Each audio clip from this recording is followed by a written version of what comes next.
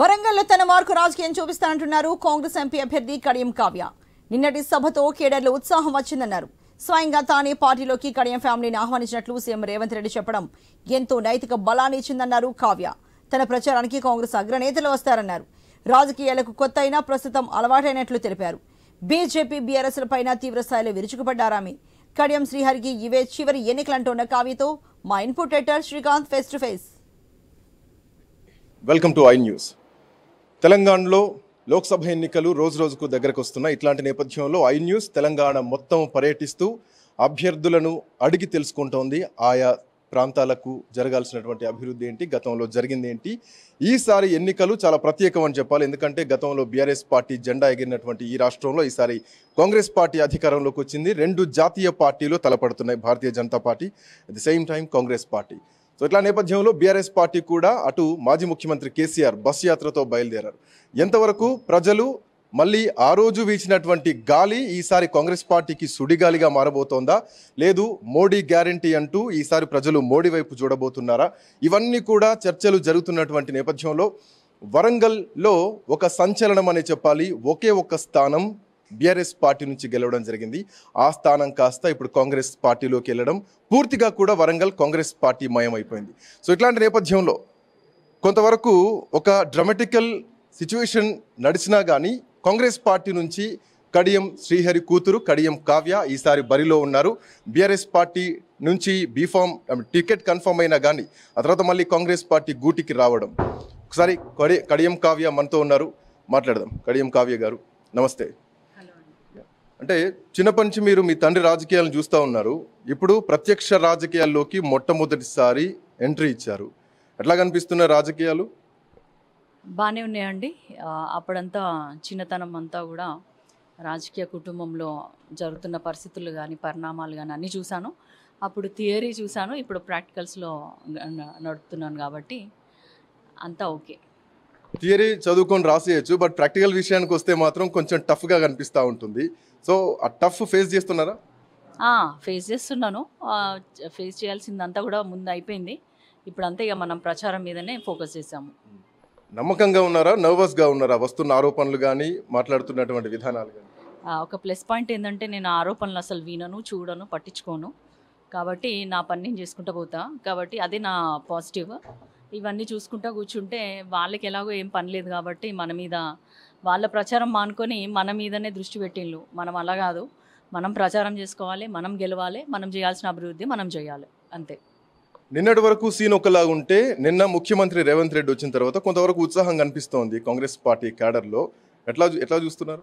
డెఫినెట్గా కదా, బాస్ ఒకసారి ఎంటర్ అయిందంటే సీన్ వేరే రకంగా ఉంటుందని ఆ విధంగా మా PCC president CM Revanth Reddy గారు ఏదైతే పులిలా గర్జించారో మా వరంగల్ జనజాతర సభలో, ప్రతి ఒక్కరిలో కూడా నాయకులే కాకుండా కార్యకర్తలే కాకుండా ప్రజల్లో కూడా ఒక నూతన ఉత్సాహం వచ్చింది.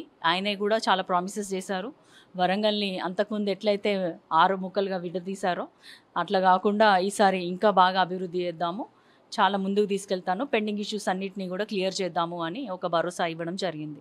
ఒక ముఖ్యమంత్రికి మీరన్నట్టు ఒక పులికి మాజీ ముఖ్యమంత్రి తోడయ్యారు. ఇది బలం వరంగల్లో చూపిస్తారనుకుంటున్నారా? మాజీ ముఖ్యమంత్రి కేసీఆర్ గారు, మాజీ ఉప ముఖ్యమంత్రి సార్.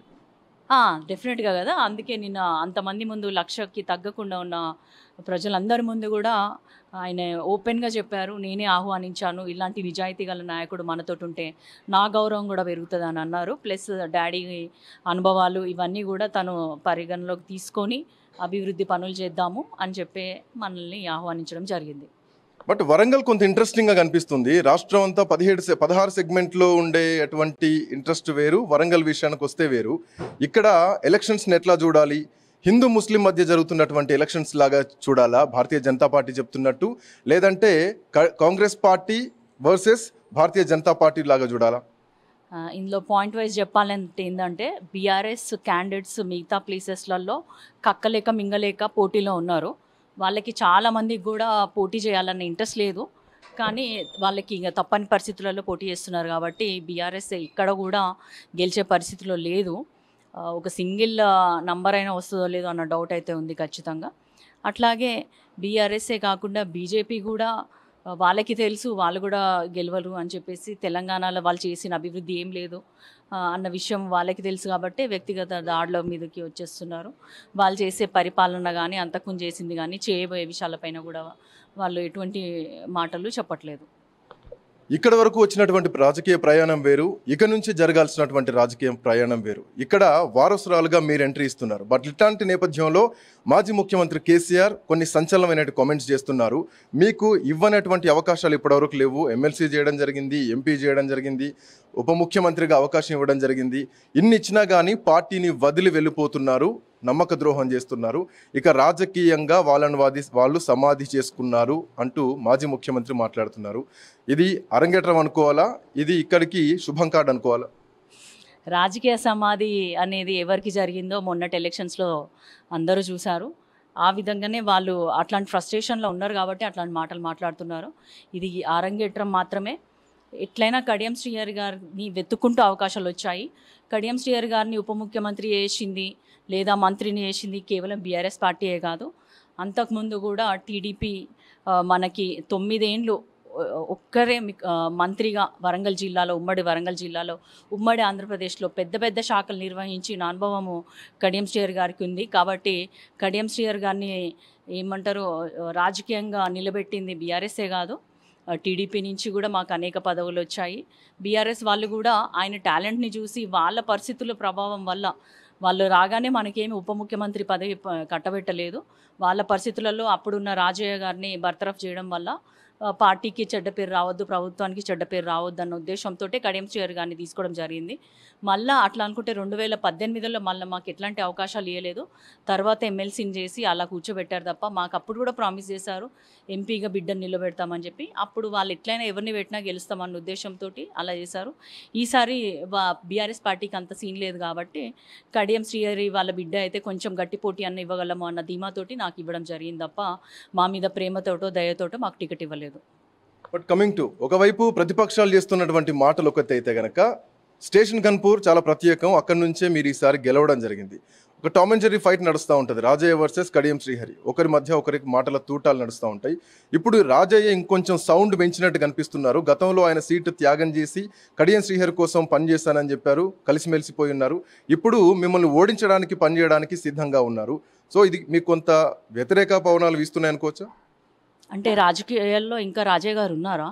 నేను వెళ్ళిపోయింది అనుకున్నా, తెలీదు నాకు. మేబీ ఆయనకి ఇంకా కీ ఇచ్చి వదిలేసినట్టున్నారు. అక్కడ మొరగడానికి ఎవరు లేరు కాబట్టి ఆయనను పెట్టుకున్నట్టున్నారు అంతే. ఆయనే చేసే ప్రభావం ఏం లేదు. కేవలం ఆయన కుటుంబ సభ్యులు మాత్రమే బీఆర్ఎస్ కోటేస్తారు కావచ్చు. ఆయన చెప్తే ఇంకా ఎన్నేటోళ్ళు కూడా ఎవరు లేరు. వాళ్ళ ఇంట్లో వాళ్ళు కూడా వాళ్ళ మాటలు వినరు అన్నది అందరికీ తెలిసిన విషయమే కాబట్టి ఆయన గురించి మాట్లాడడం వేస్ట్.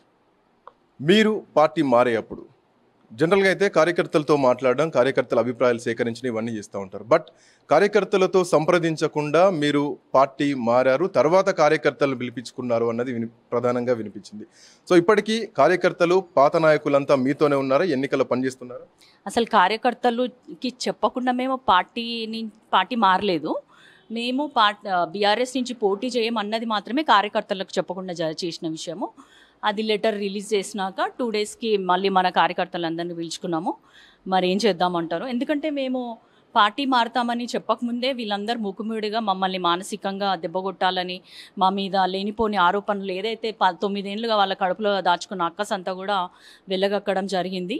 అదంతా చూసినప్పుడు మేము ఇంకా పార్టీ నుంచి బయటికి కూడా రాలేదు. కేవలం పార్టీ నుంచి మేము పోటీ చేయమని మాత్రమే చెప్పినాం కదా, దీనికే ఇంత అలా చేస్తున్నారు మా మీద అని చెప్పేసి మేము మనస్తాపానికి గురి అయినాము. తర్వాత అదేవిధంగా కాంగ్రెస్ పార్టీ పెద్దలు మన ఇంటికి రావడం జరిగింది. వాళ్ళు ఆహ్వానించారు. అయితే మేము ఆలోచించుకొని చెప్తామని చెప్పి మన కార్యకర్తలు అందరినీ కూర్చోబెట్టుకొని మాట్లాడి, మీరందరూ మరి మనతోటి ఉంటారా, మనం ఇలాంటి డెసిషన్ తీసుకుందామంటే మీ మాటే మా మాట అని చెప్పి అందరూ ఒకటే మాట మీద ఉన్నారు. అందరం కలిసే పార్టీ మారినాం. మీరు రాసిన లేఖ, ఇక్కడ కబ్జాలున్నాయి, అవినీతి ఆరోపణలున్నాయి, అందుకే ఇక్కడి నుంచి నేను పోటీ చేయలేకపోతున్నాను అని చెప్పేసి మీరు ఒక లేఖ రిలీజ్ చేయడం జరిగింది. జనరల్గా టికెట్ కోసం వెంటబడుతూ ఉంటారు, క్యూలు కడతా ఉంటారు. మీకు వచ్చిన టికెట్ను మీరు తిరస్కరించడం జరిగింది. సో ప్రజలు మిమ్మల్ని ఆల్రెడీ అదే గుర్తుపైన ఎన్నుకోవడం జరిగింది, అదే గుర్తుపైన గెలిపించడం జరిగింది. మళ్ళీ అదే గుర్తుపైన వెళ్తే మిమ్మల్ని ఈసారి ఓటమి వరిస్తుందని ఎందుకు భావించారు? కాంగ్రెస్ పార్టీ సైడ్ ఎందుకు వెళ్ళాలనుకున్నారు? సో ఇక్కడ కేవలం అధికారం కోసం, అధికార దాహం కోసం, రాజకీయ అవసరాల కోసం మాత్రమే పార్టీ మారారనుకోవాలా? అన్నం పెట్టినటువంటి ఆ పార్టీకి వెన్నుపోటు పొడిచారు అని మాట్లాడుతున్నటువంటి మాటలకి ఏం చెప్తారు ఈ పాయింట్స్? అధికార దాహం మాకేం లేదండి. ఎన్ని పదవులు రావాలో అన్ని పదవులు కడియం శ్రేయర్ గారి టాలెంట్కి కానీ, తన హానెస్టీకి కానీ, తన క్రెడిబిలిటీకి కానీ ఆల్రెడీ వచ్చి ఉన్నాయి. కొత్తగా కూడా తను చేసి నిరూపించుకోవాల్సినంత పరిస్థితులు తనేం లేడు. ఒకసారి వాళ్ళంటే ఆల్రెడీ రాజకీయాలలో మునిగిపోయినారు, ఉద్దండులయ్యారు. కాబట్టి మా నాన్నగారి విషయం వేరు. కానీ ఒక కొత్త వ్యక్తిగా నేను వస్తున్నప్పుడు ఇలాంటి మచ్చతోటి ఇప్పుడు నేను లిక్కర్ స్కామ్ గురించి ఏం మాట్లాడాలి, ఫోన్ ట్యాపింగ్ గురించి ఏం మాట్లాడాలి, భూదందాల గురించి ఏం మాట్లాడాలి, కబ్జాల గురించి నేనేం మాట్లాడాలి? అప్పటికే పతాక శీర్షికల్లో అన్ని పేపర్స్లలో వస్తున్నాయి వీళ్ళ మీద. బట్ ఈ ఆరోపణలు అంతకు ముందు కూడా ఉన్నాయి. ఈ ఆరోపణలు ఉన్నప్పటికీ కూడా మీ నాయనని గెలిపించడం జరిగింది. అవే ఆరోపణలు ఇప్పుడు మీరు చేస్తున్నారు.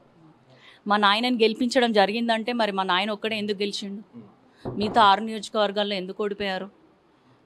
కేవలము కడియం శ్రేయర్ గారు అయితేనే అభివృద్ధి చేస్తారన్న ఉద్దేశంతో గన్పూర్ ప్రజలు ఆయన ఎలా పరిపాలిస్తాడు, ఎంత నీతిమంతుడుగా ఉంటాడు అన్న విషయం వాళ్ళందరికీ తెలుసు. కాబట్టే ఇంత కాంగ్రెస్ గాలిలో కూడా కడియం శ్రేయర్ గారిని గెలిపించుకోవడం జరిగింది. అంతేగాని ఇక బీఆర్ఎస్ పార్టీ మీదనే మేము గెలిచిందన్నది నిజం కాదు. అదేవిధంగా నేను ఒక కొత్త వ్యక్తిగా, అంతకుముందు ఆరోపణలు ఉన్నాయి కానీ ఇప్పుడు నిజంగా ప్రూఫ్స్ తోటి వస్తున్నారు కదా. అరెస్ట్ అనేది ఊరికే చేయరు, వాళ్ళకి కూడా ఏదో ఒక ప్రూఫ్ ఉండే ఉంటుంది. ఫోన్ ట్యాపింగ్ విషయాలు ఇవన్నీ అంతకుముందు మనకి పార్టీలో ఉన్నంత మాత్రాన లోపల ఏం జరుగుతుందన్నది మనకు తెలియదు. ఆల్రెడీ ఒక కోటరీ ఉంది, ఆ కోటరీ వాళ్ళందరూ ఏం చేస్తున్నారో మనకు తెలియదు. ఇవి ఒకసారి వేరే ప్రభుత్వం వచ్చినాక వాళ్ళు వెలికి తీస్తున్నారు. కాబట్టి అప్పుడప్పుడే బయటకు వస్తున్నప్పుడు నేను ఒక కొత్త క్యాండిడేట్గా, ఒక ఉన్నత విద్యావంతురాలుగా ఇవన్నిటిని పెట్టుకొని ప్రజల ముందుకి ఏ మొహం పెట్టుకొని ఓటు అడగాలని నేను వెనుకడుగేయడం జరిగింది. ఒకవైపు ఇక్కడ ఉన్నటువంటి బీఆర్ఎస్ కీలక నాయకత్వాన్ని మొత్తం బయటికి పంపించేలాగా చేసి ఆ తర్వాత ఆయన కూడా పార్టీని వదిలి వెళ్ళిపోయారు అన్న ఆరోపణ ఒకటి. ఇంకొకటి, నిన్న ముఖ్యమంత్రి స్వయంగా చెప్పారు, మేమే ఆహ్వానించాం పార్టీకి ఒక బలమైన నాయకత్వం కావాలని చెప్పేసి. వాళ్ళని మీరు పంపించారా? ముఖ్యమంత్రి మిమ్మల్ని ఆహ్వానించారా? అంటే ఇప్పుడు మన పార్టీ నుంచి వెళ్ళిపోయిన పాత అంతకుముందు రాజే వెళ్ళిండు, మరి ఆయన ఎక్కడ తిరుగుతున్నాడో నాకు తెలీదు. ఒక 2 నెలలు అయితే అత్తపత్త లేడు. ఆయన ఒకడు వెళ్ళిపోయిండు, ఆరూరు రమేష్ వెళ్ళిపోయిండు. వీళ్ళందరూ ఏం గొప్ప గొప్ప మహానుభావులు గారు. వాళ్ళ మీద వాళ్ళకి అనేక ఆరోపణలు ఉన్నాయి, అందుకే వాళ్ళు ఓడిపోయిండు కదా. ఆరూరు రమేష్ గారికి బీఆర్ఎస్ నుంచి టికెట్ ఇస్తే ఓడిపోయిండు. 1,00,000 మెజార్టీతో గెలిచిన వ్యక్తిని వద్దనుకున్నారు వర్ధనపేట వాళ్ళు. ఇటు ఈయనకేమో బీఆర్ఎస్ పార్టీ నుంచి సరే ఎమ్మెల్యే టికెట్ ఇవ్వలేదు, మరి ఎంపీ టికెట్ మొన్ననే చెప్పారు కదా, మరి ఎంపీ టికెట్ కూడా ఎందుకు ఇవ్వలేదు? అది ఇవ్వకుండా కూడా ఆయన కాలుగాలిన పిల్లిలాగా ఎందుకు ఎగురుతున్నాడో అర్థమవుతలేదు. వాళ్ళు వెళ్ళిపోయిన వాళ్ళందరూ కూడా గొప్పోళ్ళేం కాదు. లేదా కడియం శ్రేయర్ గారికి ఏం పనిపాట లేకుండా వీళ్ళందరూ గొప్ప గొప్పోళ్ళు నాకు పోటీగా ఉన్నారని చెప్పి ఎప్పుడు భావించలేదు. వాళ్ళని ఎల్లగొట్టాల్సిన అవసరము మాకు లేదు. ఫస్ట్ ఆఫ్ ఆల్ మేము ఎంతసేపు మనం ఏం ప్రజలకు చేస్తామన్న దాని మీదనే మేము కాన్సన్ట్రేట్ చేస్తాం, కానీ పక్కన ఎల్లగొట్టే అంత అవసరం లేదు, వాళ్ళకంత స్థాయి లేదు. కమింగ్ టు ఇందాక, అంటే రేవంత్ రెడ్డి గారు మిమ్మల్ని ఆహ్వానించిన విధానం ఏదైతే ఉందో, అంతకంటే ముందు వరంగల్ టికెట్ పైన చాలా సస్పెన్స్ నడిచింది. కాంగ్రెస్ పార్టీ వరంగల్ టికెట్ అద్దంకి దయాకర్కి ఇవ్వబోతున్నారు, కాంగ్రెస్ పార్టీ వరంగల్ టికెట్ ఇందిరకి ఇవ్వబోతున్నారు, ఇంకా ఇటు దొమ్మాటి సమయ పేరు వినిపించింది, చాలామంది కీలకమైనటువంటి నాయకత్వం పేరు వినిపించింది. ఇట్లా నేపథ్యంలో రేవంత్ రెడ్డి నిన్న చేసినటువంటి వ్యాఖ్య మేమే ఆహ్వానించాం అన్నప్పుడు ఆ నాయకత్వానికి భరోసా ఏమి ఇవ్వలేకపోయారా? కాంగ్రెస్ పార్టీ ఆ క్యాడర్లో కొంతవరకు ఏమైనా అసహనమైనా కనిపించే ఛాన్సెస్ ఉన్నాయా? సో వాళ్ళందరూ ఈ మాటతోటి ఏకీభవిస్తారా? పార్టీలలో ఎలా ఉంటుందంటే ఎన్నికలప్పుడు ఏ ఒక్క టికెట్ కూడా, ఏ ఒక్క సీట్ కూడా పోగొట్టుకోవాలని ఎవరు అనుకోరు. వాళ్ళ సర్వేలు వాళ్ళకు ఉంటాయి. అయితే మేము పార్టీలోకి రాకముందు ఏం జరిగిందో అన్నది మనకు తెలియదు, ఎందుకంటే అది కంప్లీట్గా డిఫరెంట్ పార్టీ కదా. బీఆర్ఎస్లో మనకు ఉన్నది అన్నది మాత్రమే తెలుసు, అక్కడ ఏం జరుగుతుంది అన్నది మాత్రం మనకు తెలియదు. కాబట్టి దాని గురించి నేనేం మాట్లాడలేను. ఇంకొక విధంగా ఇప్పుడు ఎవరైతే ఇందిరా గారు, తర్వాత సాంబయ్య గారు, ఇట్లా వివిధ ఎవరైతే టికెట్ ఆశించిన వాళ్ళు ఉన్నారో వాళ్ళందరూ ఇప్పుడు నిన్న స్టేజ్ మీద కూడా మనందరితో కలిసే ఉన్నారు, ప్రోగ్రామ్స్ చేస్తున్నారు. కాబట్టి వాళ్ళకి రావాల్సిన భరోసా ఆల్రెడీ కాంగ్రెస్ అధినాయకత్వం వాళ్ళకి ఇచ్చింది. కాబట్టి మనకి సపోర్ట్ చేస్తూ వస్తున్నారు. కడియం శ్రీహరి ఒక బడా లీడర్, రాష్ట్రానికి ఉప ముఖ్యమంత్రిగా పనిచేసినటువంటి వ్యక్తి. బీఆర్ఎస్ పార్టీలో కానీ తెలుగుదేశం పార్టీలో కానీ చాలా కీలకమైనటువంటి పాత్రలు పోషించారు రాజకీయంగా మీరు చెప్పినట్టు.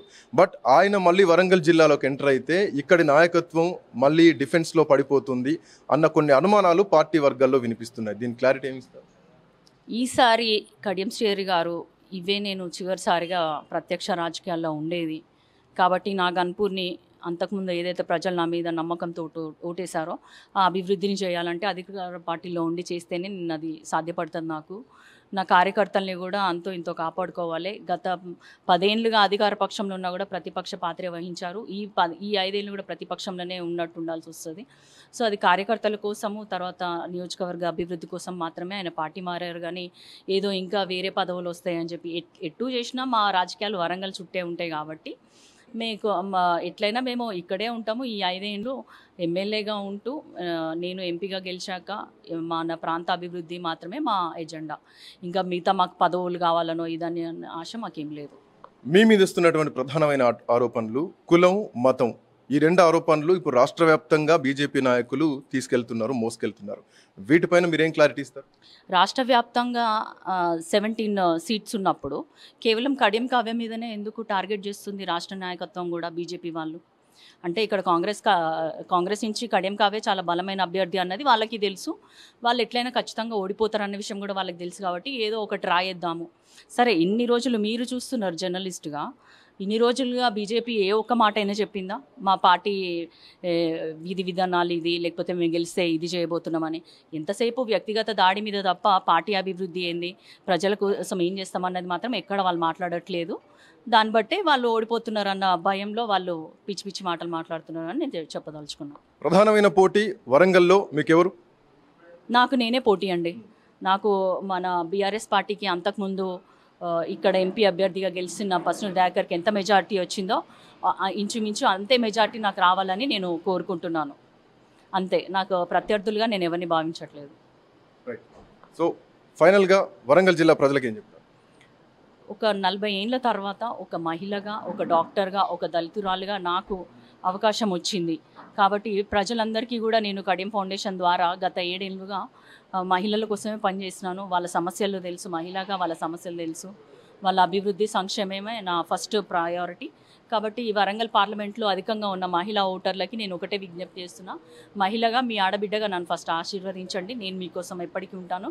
యువతకి కూడా నేను అదే చెప్తున్నాను. ఇంకా ఏవైతే వరంగల్లో ఉన్న పెండింగ్ ఇష్యూస్ అన్నిటిని కూడా క్లియర్ చేయడానికి నేను 100% నా ప్రయత్నం నేను చేస్తాను. ఒకవైపు బీజేపీ నుంచి దండయాత్ర లాగా భారతీయ జనతా పార్టీ అగ్రనాయకత్వం మొత్తం కూడా వస్తున్నారు. మిగతా రాష్ట్రాల ముఖ్యమంత్రులు సైతం తెలంగాణకు వస్తున్నారు వాళ్ళ అభ్యర్థులను గెలిపించుకోవడానికి. కమింగ్ టు వరంగల్ విషయానికి వస్తే మీ తరపున అగ్రనాయకత్వం ఏమైనా వచ్చి ప్రచారం చేసే ఛాన్స్ ఉన్నాయా? నిన్న సీఎం గారు వచ్చారు, తర్వాత జాతీయ నాయకులు అంటే అది మనం ప్లాన్ చేసుకోవాలి. ఇంకా బీజేపీ నుంచి ఎంత అగ్రనాయకులు వచ్చినా కూడా అది ఆల్రెడీ చూసిన సినిమానే కాబట్టి కొత్త సినిమా చూపెట్టడానికి ఏం లేదు వాళ్ళకి. వాళ్ళు పాలించిందేదో 10 ఏళ్ల నుంచి ప్రజలు చూస్తూనే ఉన్నారు. తెలంగాణకి, వరంగల్కి మొండి చేయించారు. ఒక్క పథకం కూడా తెలియలేదు, ఒక్క ఇన్స్టిట్యూట్ తెలియదు, ఒక ప్రాజెక్ట్ ఇవ్వలేదు, నిధులు ఇవ్వలేదు, దేనికి సమ్మక్క సారక జాతర కూడా జాతీయ హోదా కల్పించలేదు. చేయాల్సిన ఏ ఒక్క కార్యక్రమం కూడా చేయకుండా మళ్ళీ ఓటు ఏ విధంగా అడుగుతున్నారు? 2 కోట్ల ఉద్యోగాలు అన్నారు సంవత్సరానికి. ఏ ఒక్క ఉద్యోగమైనా నాకు చూపెట్టమనండి, లేకుంటే ప్రజలు మీరే అడగండి బీజేపీ అభ్యర్థులని. వాళ్ళు ఒకవేళ ఉద్యోగం ఇచ్చినట్టయితేనే మీరు ఓటు అడగడానికి మా దగ్గరకు రండి అని అడగాలని నేను ప్రజల్ని విజ్ఞప్తి చేస్తున్నాను. మీరు కొత్త తరం రాజకీయ నాయకురాలు, ఒక యంగ్స్టర్, మీ వ్యూహాలు ఏంటి ఈ రాజకీయాల్లో? ఈ వరంగల్ కావాల్సిన, గతంలో మీ తండ్రి రాజకీయాలు చూస్తారు, బిఫోర్ పాలిటిక్స్ కూడా చూస్తూ వస్తున్నారు. నేను కొత్తగా రాజకీయాలకు అడుగులు వేస్తున్నాను, నా వరంగల్ని ఇట్లా చూడాలనుకుంటున్నాను అంటే మీ దగ్గర ఉన్నటువంటి ప్లాన్స్ వ్యూహాలు ఏంటి? నేను కడియం ఫౌండేషన్ ద్వారా అనేక గవర్నమెంట్ స్కూల్స్ని చూడడం జరిగింది, పర్యటించడం జరిగింది. గవర్నమెంట్ డాక్టర్గా కూడా పనిచేసిన కాబట్టి గవర్నమెంట్ హాస్పిటల్స్ల పరిస్థితి ఎలా ఉంటుంది అనేది, విద్యా వైద్యము అనేది ఎప్పుడైనా కూడా చాలా స్ట్రాంగ్ ఉండాలి, ప్రతి ఒక్కరికి చేరుకోవాలి, క్వాలిటీ ఉండాలి అందులో.